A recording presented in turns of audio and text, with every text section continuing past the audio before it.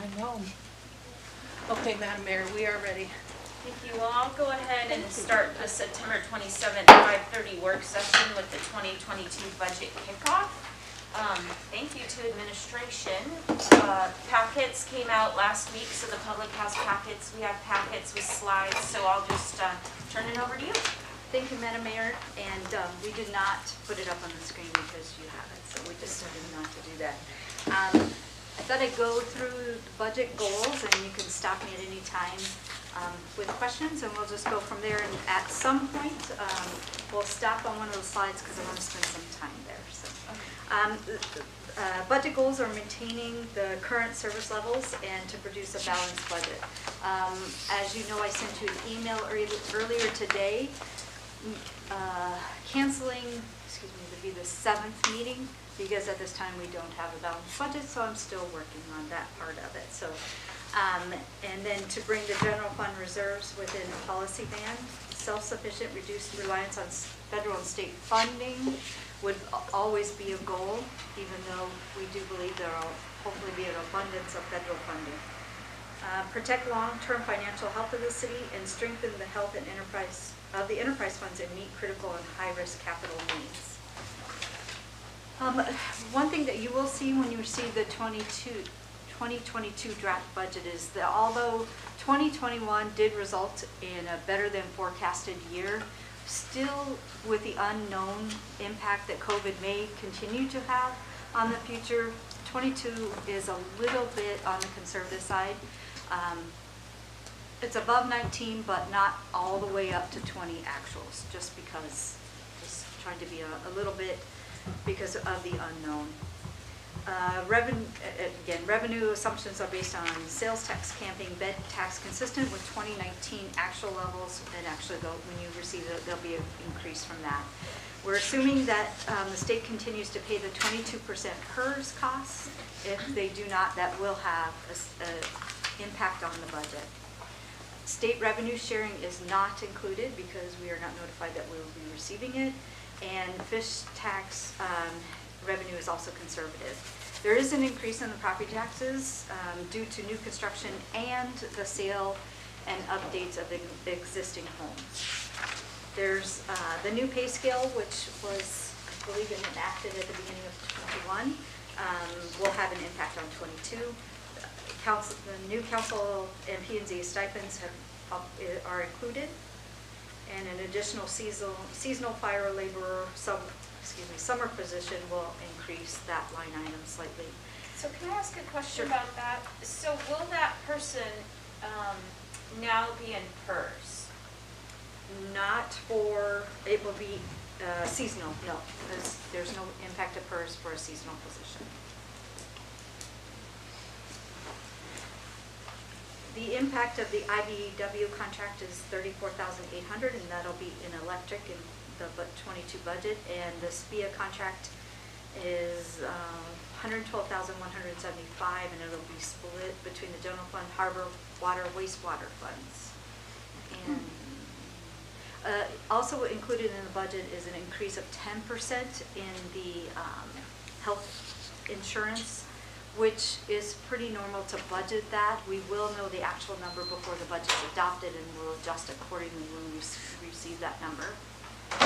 The sewer loan payment was eliminated. That was paid to the general fund was eliminated based on your prior action. And we will at some point be putting out an audit RFP, which will impact the audit costs, hopefully in a positive manner.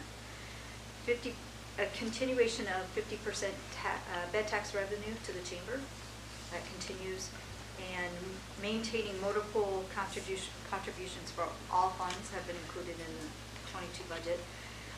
The library bond debt service was reduced due to refunding, and eliminated $25,000 in contributions to the Boys and Girls Club because of the new TYC operating contract, which will be included in the 22 budget.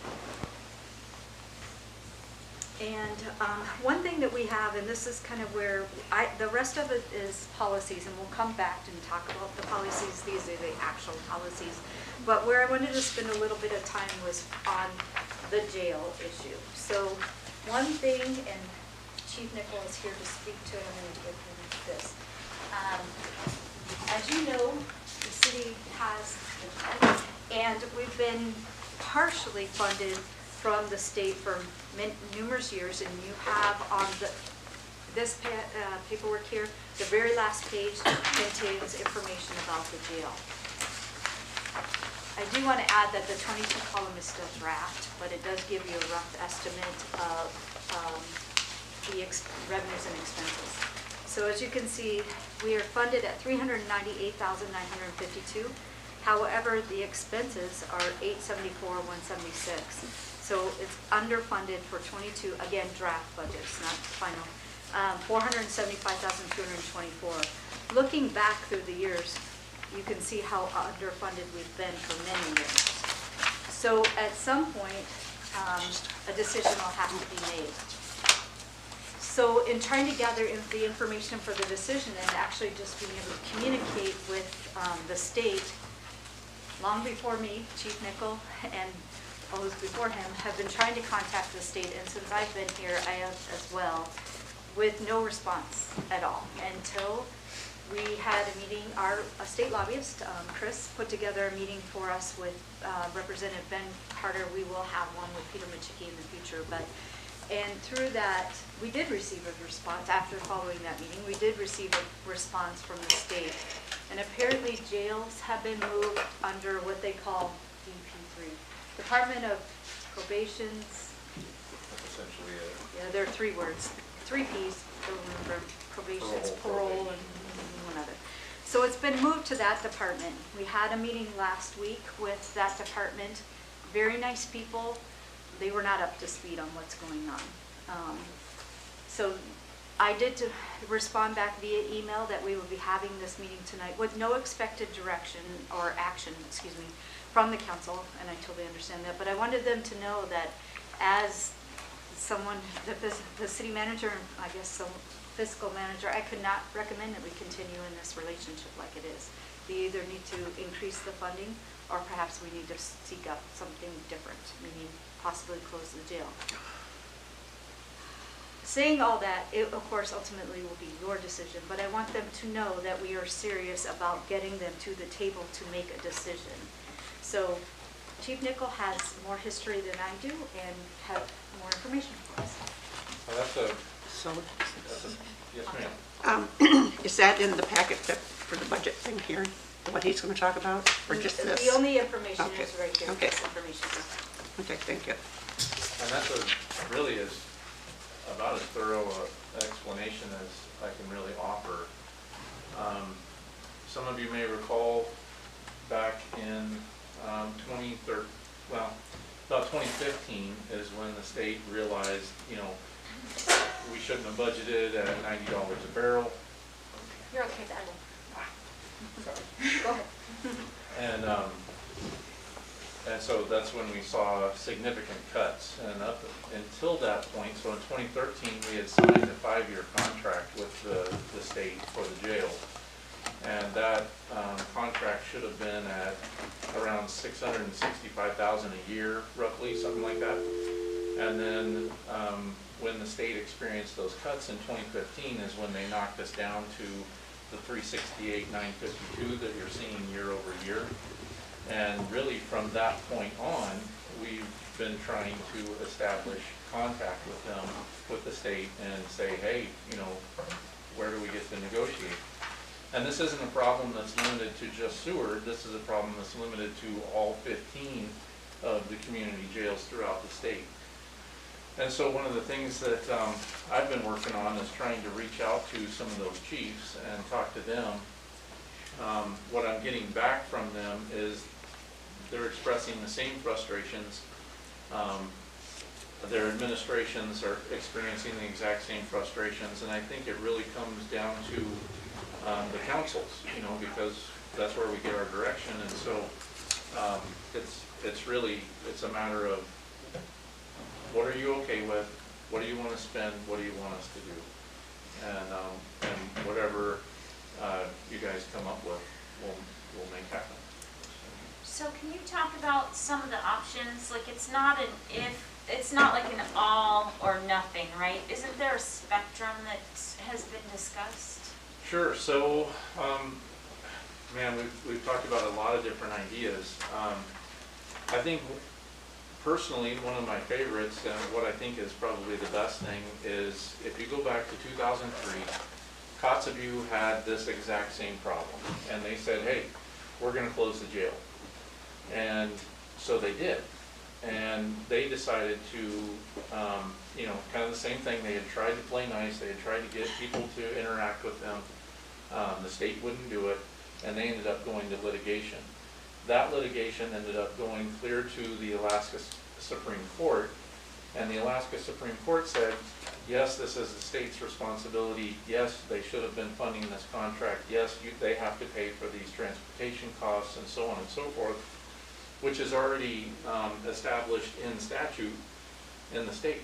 So, so for me personally, I think that that's the way to go at this. One of the things that Kotzebue did that ended up costing them a little bit was actually close the jail. They actually shut it down. And so at that point, they were no longer actually owed funding. And so when the case got settled, they didn't get that piece back. But they ended up getting back pay for a lot of the other stuff, which is a significant amount of money, especially in our case. You know, if you add this up over the years, that's a lot of money that the taxpayers have been coughing up to keep this jail operational.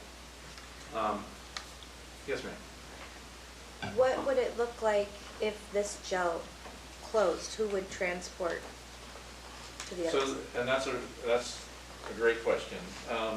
So by statute, it's the responsibility of the Alaska State Troopers. Our question is right now, does that responsibility kick in after arraignment or before arraignment? Right. And that's a real important distinction that we're trying to get the answer to right now. The law isn't super clear on that portion, but we definitely know that once they're arraigned, it's the state's responsibility. So if we go that route, what do we do? What does this look like? And we're still trying to get those answers. So, but we're working on that. Go ahead, did you have a follow-up? Just to clarify, so if I got really drunk one night and ended up in jail and woke up the next morning in Soldotna, is where I would be? Kenai, yeah. Well, Kenai. it's really in between Kenai and Nikiski, Wildwood Correctional. And then I would have to find my ride home after released. Okay. Thank you. Which people have been doing for a very long time. And that's where you're talking about a hybrid potentially, if we might just do pre-arraignment, if they're not required to transport people, our jail could do pre-arraignment, and then after arraignment, when people actually get sentenced. Possibly, Okay. and we don't know what that looks like. You know, is that on us? Is it Yeah. on the state? We don't know yet. You know, and I don't know the answer to that. We did talk about with the department about what it looks like in cities that don't have police department, jails. And those exist where there is no jail, so that automatically there's an arrest and the troopers come to take them to where they can be taken to jail. So it does happen in other municipalities, and you know, it comes down to, I think the jail is a service to our community and to our location because, you know, we're more remote, but you know, can we continue to fund it? We've talked about too, even offering creative solutions to the state if they would fund a police vehicle and an officer who would just do transports. That would be their job, is to do transports, that we would be open to that option. It's just these costs are not sustainable. And have they mentioned, I mean, I know it's a maximum security prison, but have they talked, I know it's been a few years since you sat down at a table, but did they suggest any space over there, or? The state has came back with a hard no on Okay. that. And that one I think is really a semantics issue. I think that the people that are making those decisions don't necessarily understand, you know, there's a rule that says that sentenced and unsentenced prisoners have to be separate. And it's sight and sound separate. But I think the problem there is they think that having them at the prison is they can't do that, but they absolutely could. You know, I mean, they have space over there where they could segregate them that way. They just don't want to. And that's, you know, that's their facility, so, you know, we're not gonna be able to force that one. So if there's a public comment, then I'll call it back and ask for how you want to see direction. Go ahead. How many personnel positions, if any, would be eliminated? And what would the impact on PERS be as well? That's a good question. So we have 6 jail employees.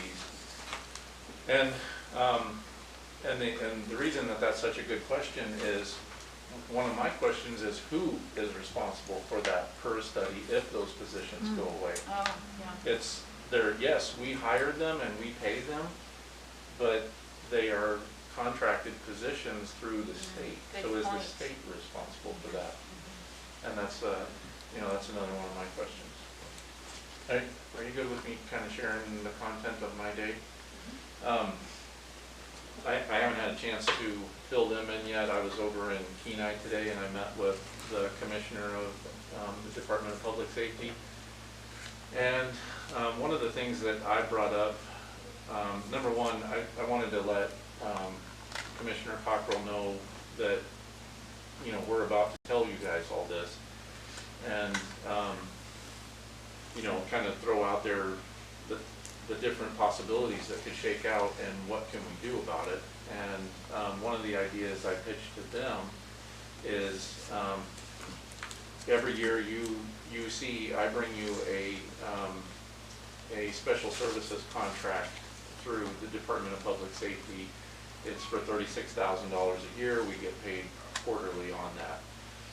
One of the things that I asked the commissioner today is if this should close, would they be interested in funding another police officer position and basically up the amount of police officers that we have, and if we can stay staffed, we would have enough police officers to do our own transports. We would always have enough people on that we can do our own. And what I would propose is that I would go to DOC and request one of their transport vehicles. We've always heard that they have an overage of them, and back when Steve DeLand was the jail supervisor, he had told us that, you know, they were trying to give away these vans.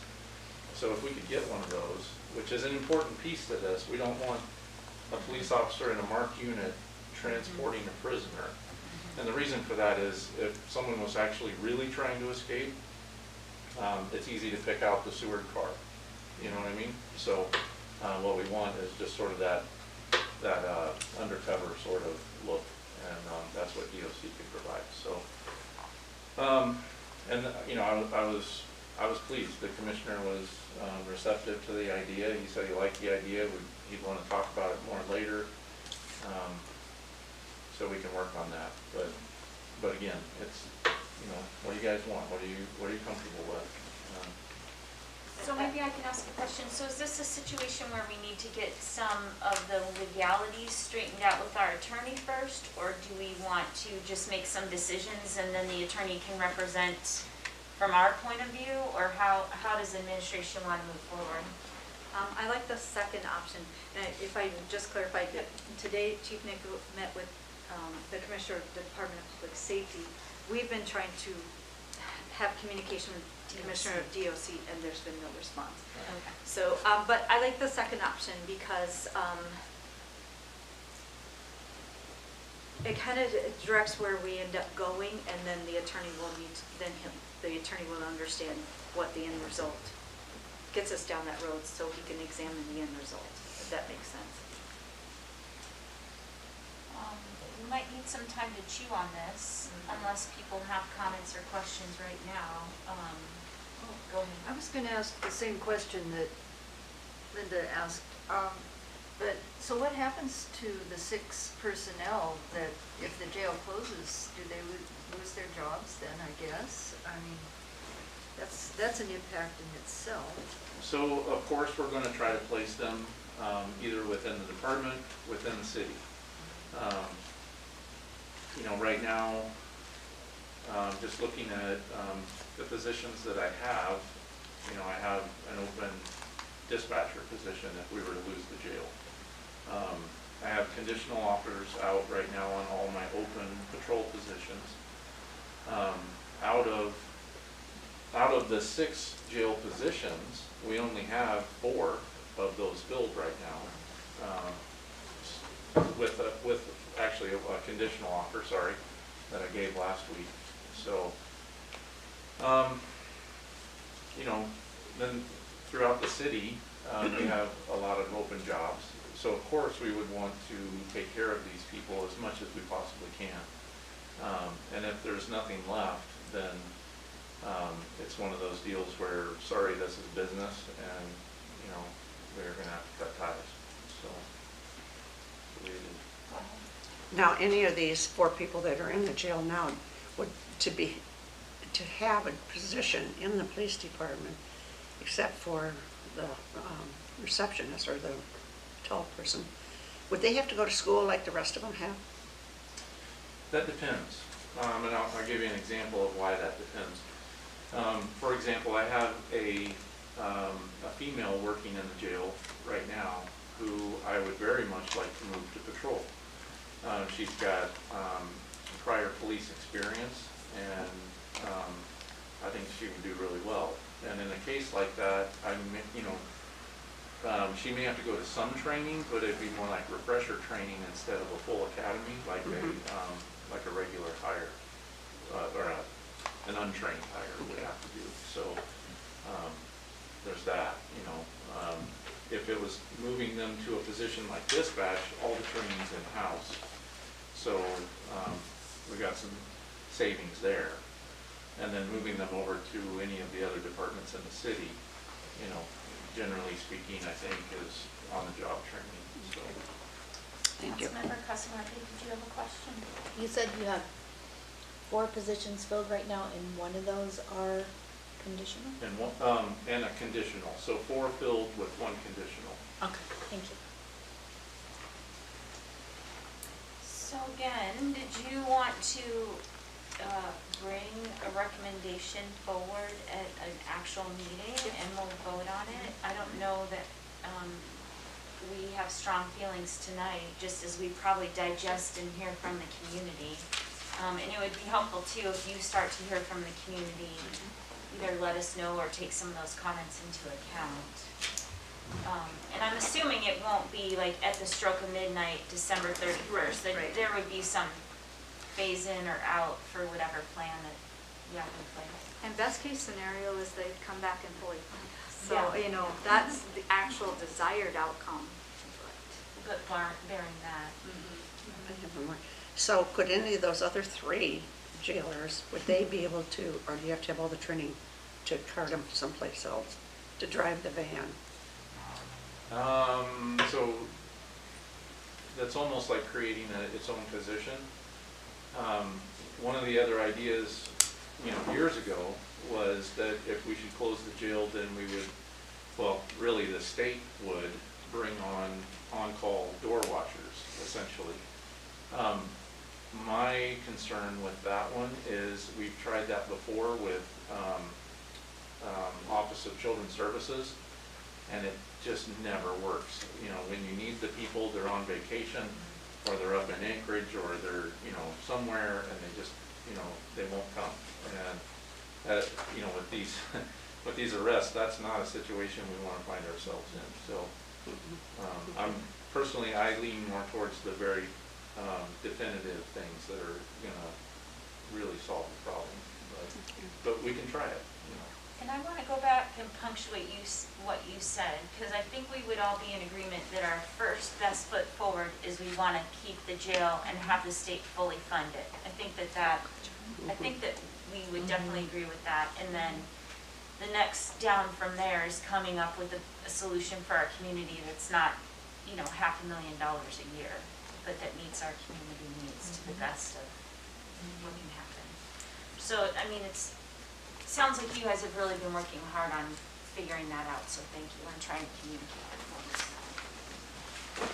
And if anybody has any questions at all after this, please reach out to me. I'm more than happy to talk to you guys. Help however I can. Thank you.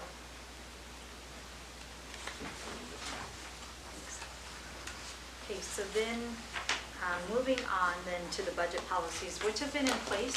I'm sorry. Can I go back on the operating on page 5? The third bullet point, it says assume 50% of bed tax revenues to chamber based on status quo. The bed taxes from 4 years ago, It's 2 years ago, is that correct? 2 years ago. so 20, 2 will be based on 20. okay. Okay, thank you. Okay, so the policies that are in here are policies that have been in place, so it's always good to have a refresher, and I can say it So was, that's page 8. and it was good for me as well to have these included. So, and as you know, this one you go over every year in the audit.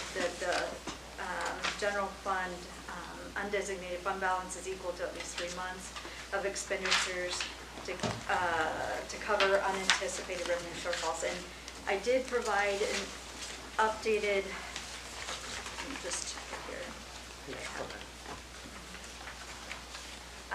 An updated information regarding the general fund, unassigned fund balance, that is included in here as well.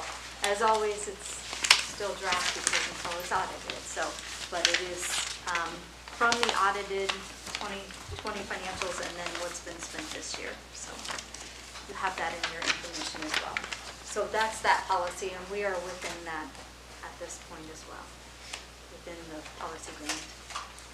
The general fund balance, continuing on the next page, which will be page 9.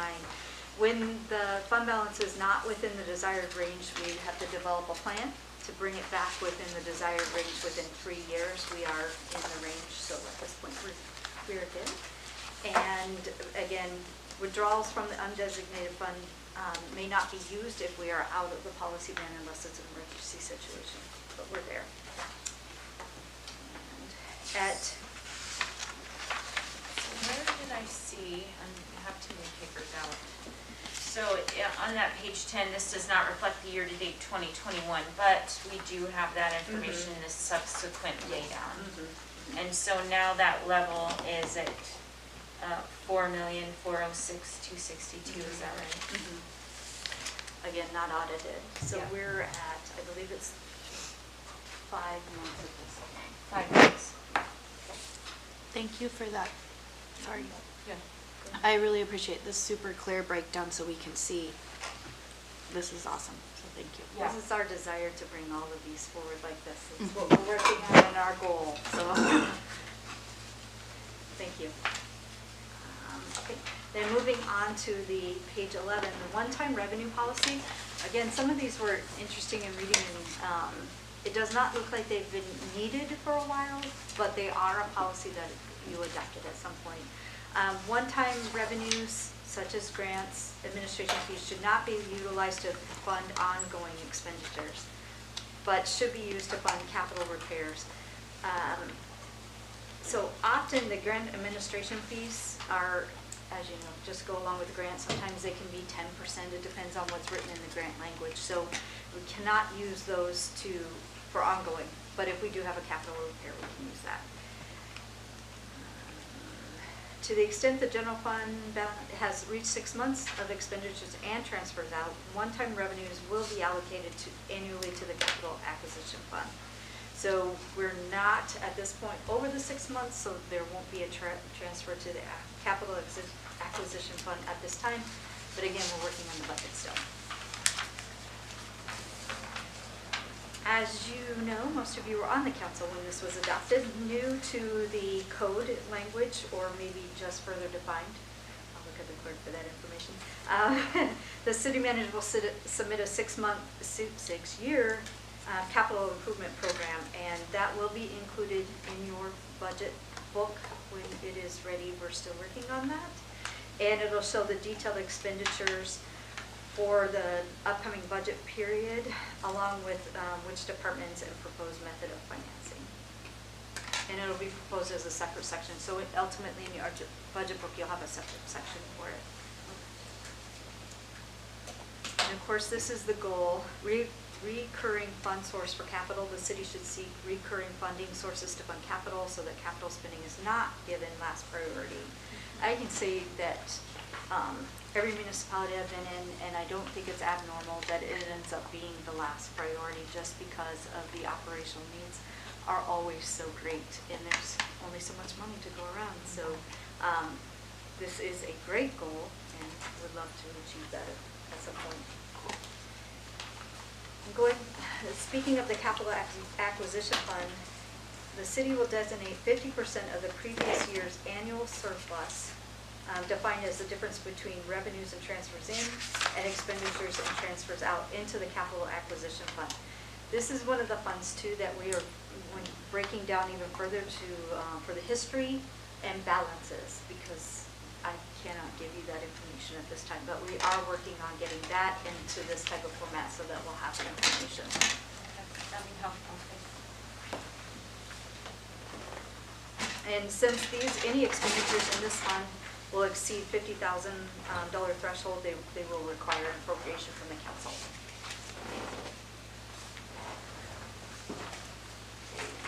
And you'll note that if there was a change proposed, it would state it, no change is proposed in these policies, so I just want to point that out as well.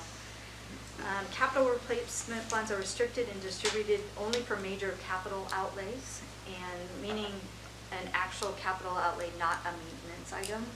We're working really hard to separate maintenance into the regular operation budget and not into any capital budget. For instance, painting, I'm just going to say painting in this room, I'm making that one up, would not be a CIP expense, it would be a maintenance expense. So we're working on defining that even further. Yeah, that makes a lot more sense, thank you. The allocation of surplus funds from the general fund to the capital acquisition fund should only occur when the general fund undesignated fund balance exceeds 3 months reserves. We are exceeding that, and again, I want to get the history and the balance before we do anything with this fund, before anything is changed on the fund.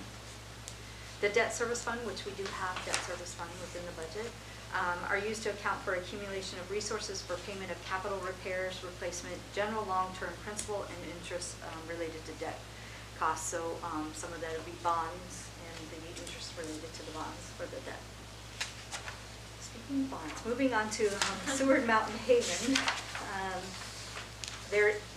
Within the budget is Seward Mountain Haven Enterprise Fund, which accounts for the debt related to the issuance of revenue bonds for the long-term care facility.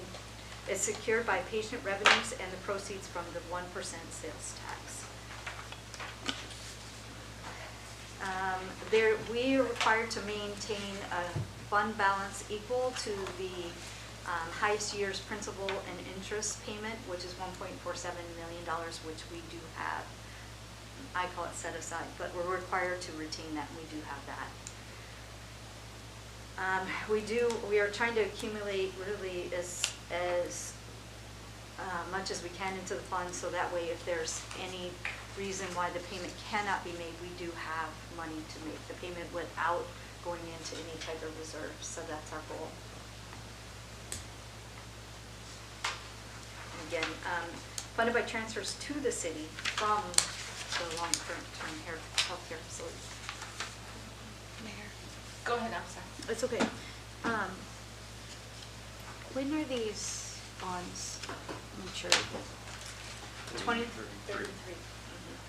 For Seward Mountain Haven, it's 2033. Did you have a follow-up?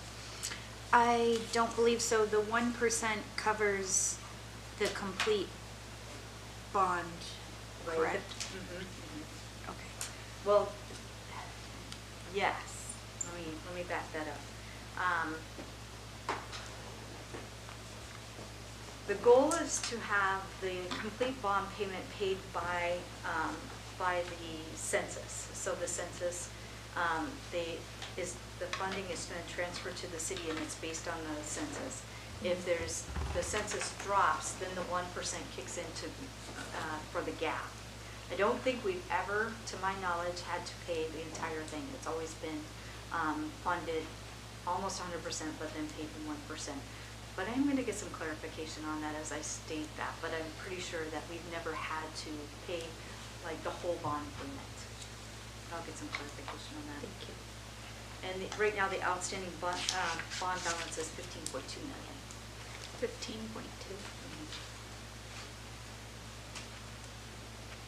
Has a ways to go. Go ahead. What is 1% of the sales tax approximately? I know, like, maybe from 2019, not from, based on 2020, but. Then I can find it quickly in here.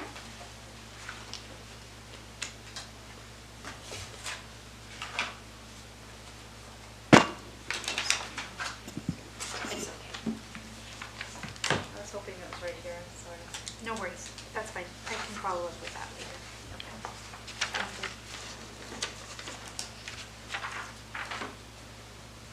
I'll get that. Maybe we can do a spreadsheet on this one too, where it shows, breaks it down a little further. We'll work on that. As you can tell, I love spreadsheets. The simpler the better with this stuff. I love it. The city has established a major repair and replacement fund for each of its major enterprise funds: small boat harbor, electric, water, and wastewater. So that's the enterprise water reserve funds. And the depreciation funding policy. Policy of the city shall be to fund a minimum of 100% of the annual rate of depreciation expense, recognizing that the failure to do so,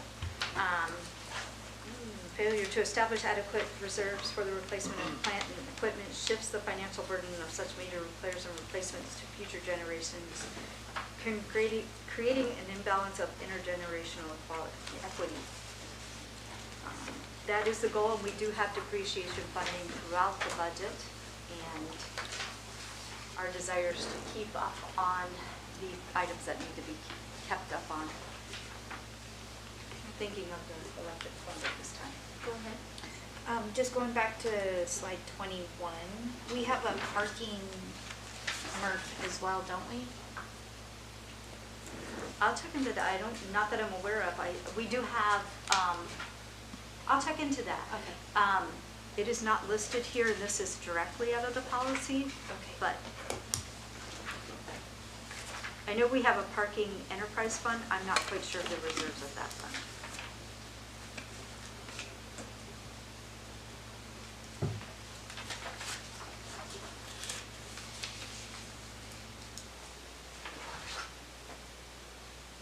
And then the depreciation funding continues on. It's either just defined as placing equivalent cash into the MRF fund, or spending the amount on capital repairs valued greater than $20,000, such that the total amount invested in major maintenance and repairs at least 100% of the annual depreciation. So rather than actual funding, say cash for depreciation, it can be spent as a capital item instead. Investments in new infrastructure are not considered investments in capital for the purpose of depreciation funding, since they do not replace existing infrastructure.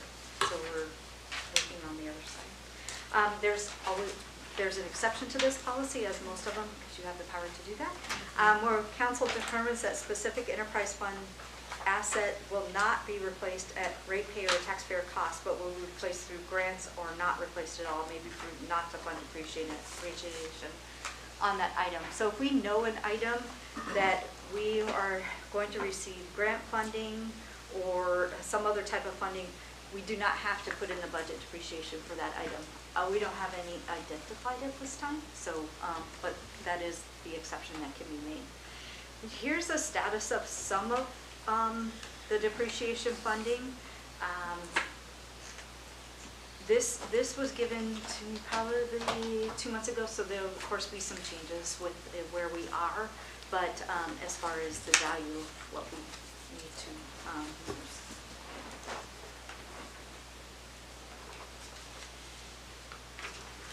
Moving on to sale of general fixed assets, revenue from sales of general fixed assets should be added to the capital acquisition fund. And again, I will have to get some information about the capital acquisition fund.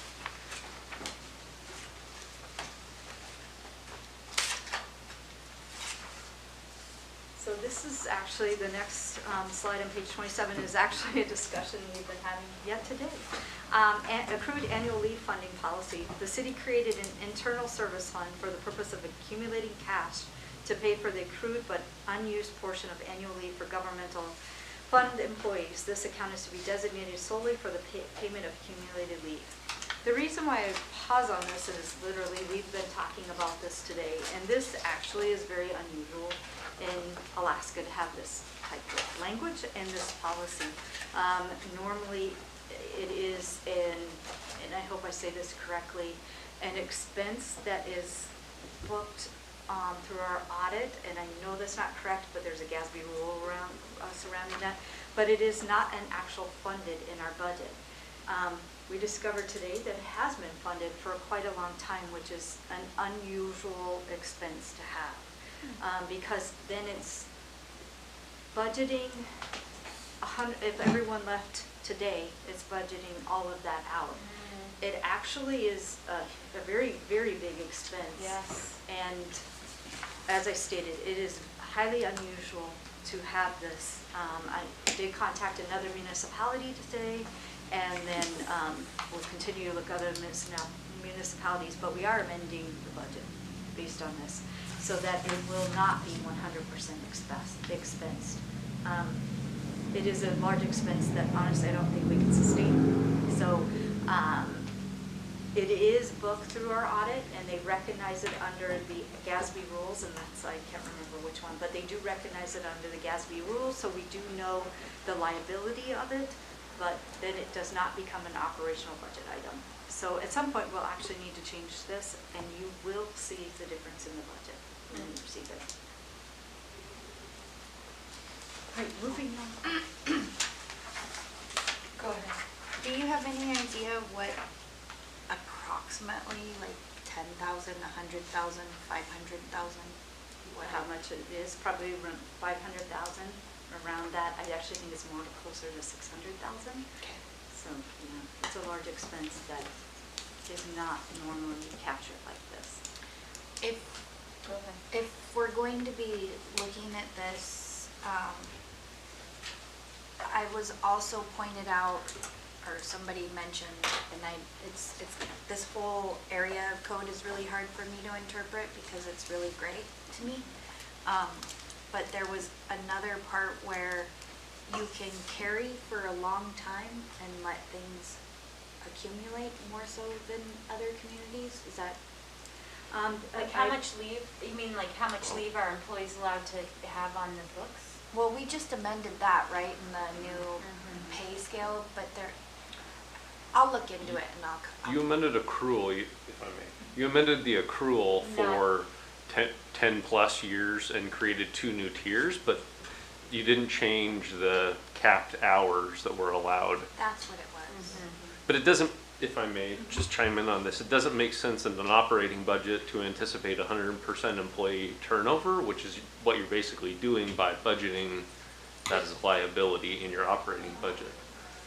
I mean, as an organization over the past 7 years, we're averaging around 17% turnover. You're not going to see 100% turnover, so why would you expect that to occur? It's like you're guaranteeing all your paper currency with gold bonds. Right, exactly. So I will say, so to answer your question earlier, so on page 103 of our audited, 2019 sales tax was $5,674,000, and 2020 was $3,805,000. So it's 1% of, that's just 2 years back. This goes back 10 years. The 3.85 was what year? 2020. That's the amount of the 1%? Okay, thank you. Oh, that's 1%. No, that's the sales tax total. Okay. Total, Oh, thank you. Sales tax total. The 4%. Yep. Okay. So as I said, you will see this different in your budget, and we'll revisit this policy at the time. And I can see any municipality I've been at, it has not been funded in this manner. There's, Madam Mayor, might help answer Councilmember Casablanca's question. So max employee can have is 750 hours, and after that they lose it. But they're also required to take so much leave per year. So depending on their length of service, they have to take, like, I think, you have to take over 4 weeks or 3 weeks, depending on your length of service. But no more than 750 or you lose it. Can I add to that? go ahead. So, when somebody's paid out leave, it's paid out as just a regular wage. You're not getting an additional payout. So with the budget, historically, what we've been doing, as that the liability has been budgeted as opposed to the actual cost or the actual expense. So, I'm not sure if that helped anything, but that's what we're trying to get clear of. Right. And the liability really should be in the audit under the GASB rule rather than in the operational budget. So we'll be changing that this year. And we are working on that today. So, on page 28, the motor pool appropriation control policy, I think all of you are very well versed in this one. They're proposed to be preserved for sole intended purpose of replacing city heavy equipment and vehicles, and based on established goals of minimizing fluctuation in annual operating budgets and exercising fiscal prudence. And I really do think that I personally love the motor pool fund, and I love the information about the motor pool fund. I think really helps us to make really good decisions, and I think this has been a good fund that's been set up by the city, and it's been healthy, and I think it's been very, very good, because I do, you know, I think it helps eliminate the ups and downs on purchasing vehicles and replacement vehicles, so it is a good fund. Loans from the motor pool to other funds will be repaid with interest. As you know, you have the authority to not charge interest, which you did do for the animal control, for the animal shelter, and it goes on from there. But loans can be made, the policy stays with interest, but you have the ability to change that. Annual rate review policy. Rates should be reviewed annually to determine if they are adequate to cover annual operating and capital costs plus the annual cost of depreciation. And any recommendations for annual rate adjustments should be brought biannually to the city council. And we're doing that with the rate study processes, and so you're seeing them, and then you're also setting, and on the next slide talks about the CPI. You've set the last few years, and we're just carrying forward that into the budget. I will touch on the water and wastewater, because you haven't had that back before you. We are working on trying to simplify or, I don't know, make it more digestible, the information, so that it actually is workable. And right now, it's just a little bit of a bigger animal, and we want to try to pare it down a little bit. And you'll have it back before you. Cannot give you a date, however, for that, but you will have that back before you.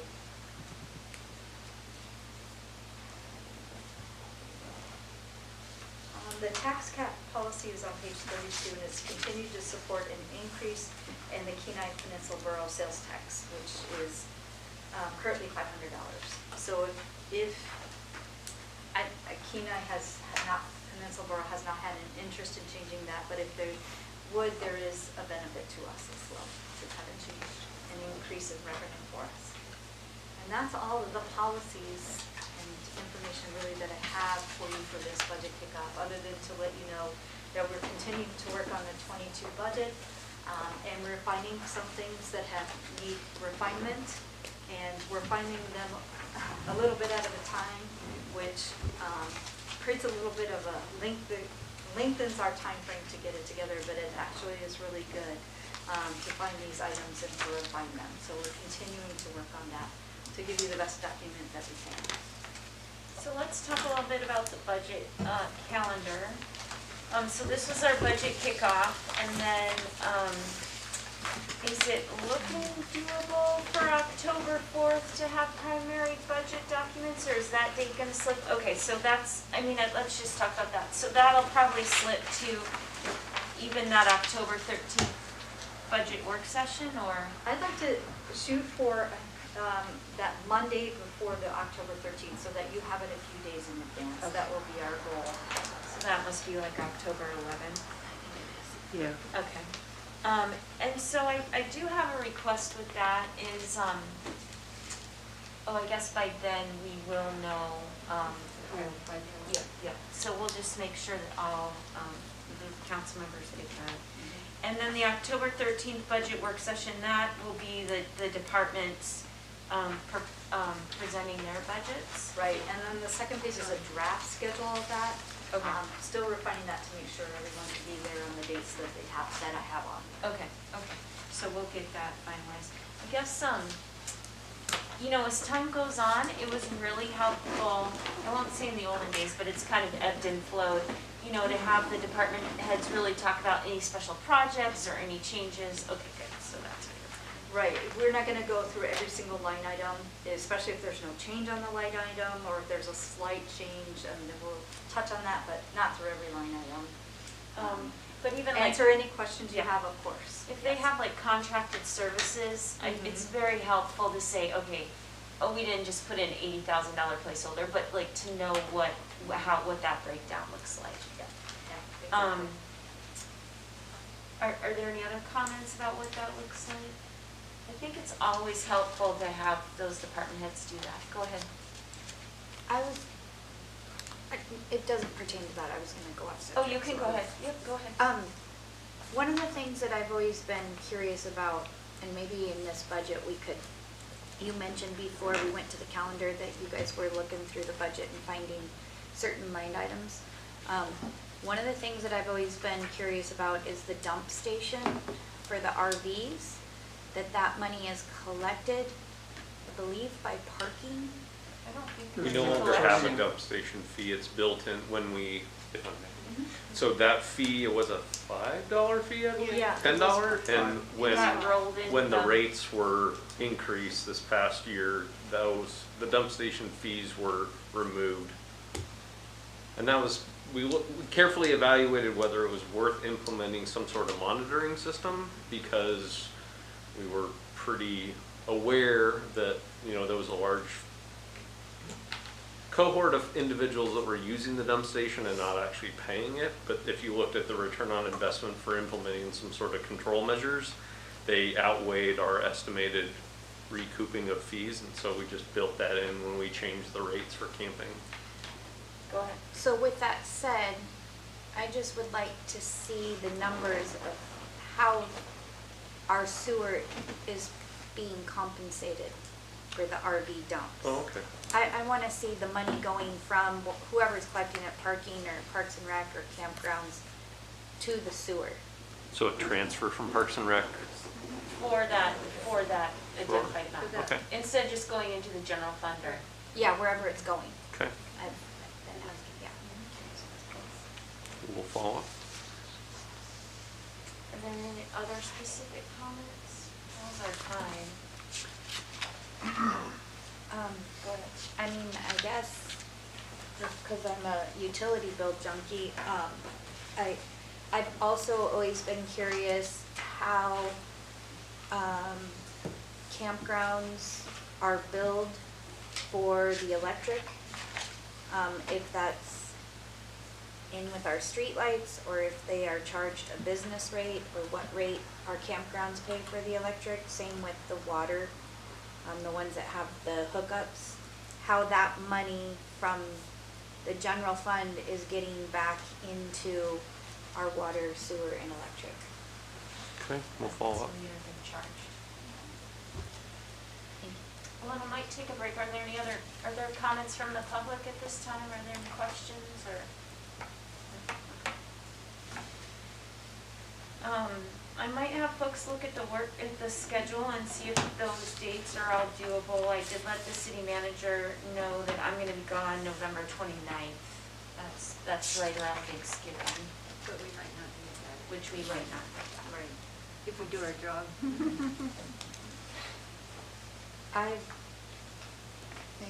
Go ahead. I will be planning travel at some point, but now that I have this, I'll do my best to go during these.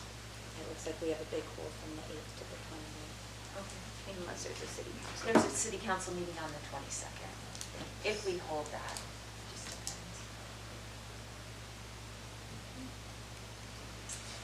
Maybe to administration, anything you'd like us to start doing, reviewing last year's budget, audit books? Is there anything else specifically you want us to be aware of or looking at? No, I can't think of anything else. So like you said, reviewing last year's and the audit books. I think that's it. And then, of course, if you have any questions, please let us know. Definitely. And council could just email you directly, that'd be great. And then if something strikes you as like oh, that's a very good question, please share with the rest of us. Yes. I did notice that the laydown that you had today, some of these pages, like this motor pool information, very good information to just in the couple minutes that I looked through, that's gonna be very helpful.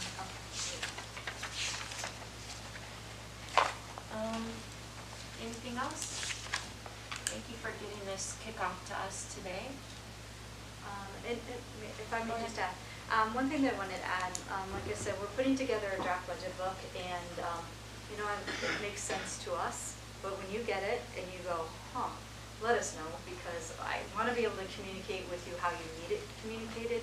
If this isn't going to work well for you, we'll figure out something else. So I've used this type of format in the past and it's worked well, but that, it may not. So just let us know and we'll figure out a different way.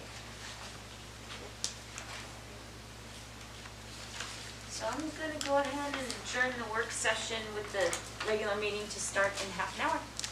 Thank you.